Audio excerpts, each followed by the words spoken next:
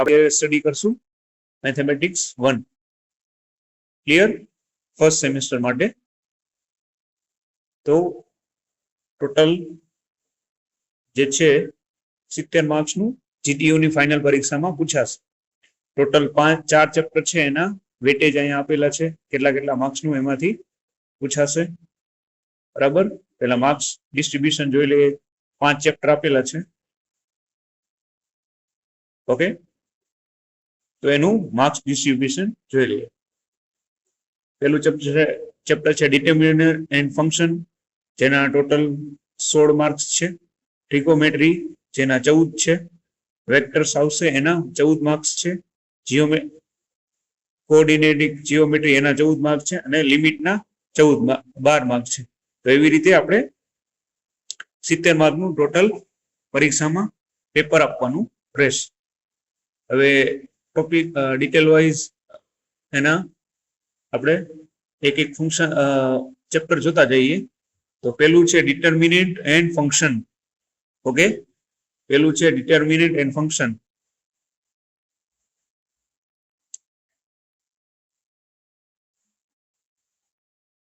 Clear?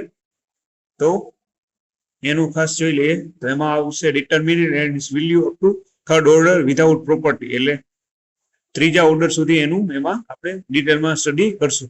પછી આવશે function અને સિમ્પલ એક્ઝામ્પલ. પછી લોગેરિધમ એઝ એ ફંક્શન.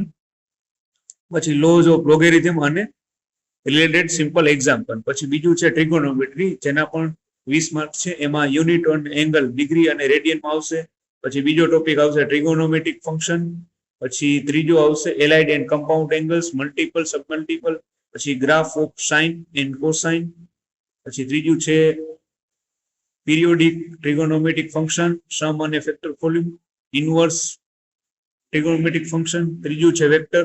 બરાબર, તો એમાં વેક્ટરનું એડિશન, સરવાળો, બાદબાકી, મલ્ટિપ્લિકેશન અને direction. Scalar vector product and property અને angle between two vectors, application of scalar and product, work and force.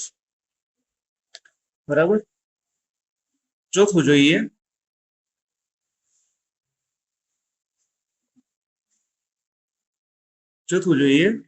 Geometry.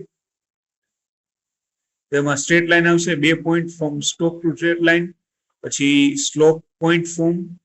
પછી intercept form, condition of parallel and particular lines, angle between two lines, equation of circle, generation of equals અને tangent. પછી પાંચમું છે limit of function અને standard formula. આ 5 total chapter ભણવાના રહેશે. અને એની તમારે બુક જોતી હોય તો આ તમે એમાં રેફરન્સ તરીકે લઈ શકો. અને બરાબર, ગુજરાતી માટે પણ આ મેથેમેટિક્સ 1 બરાબર આ ઓથરની તમે લઈ શકો. ક્લિયર?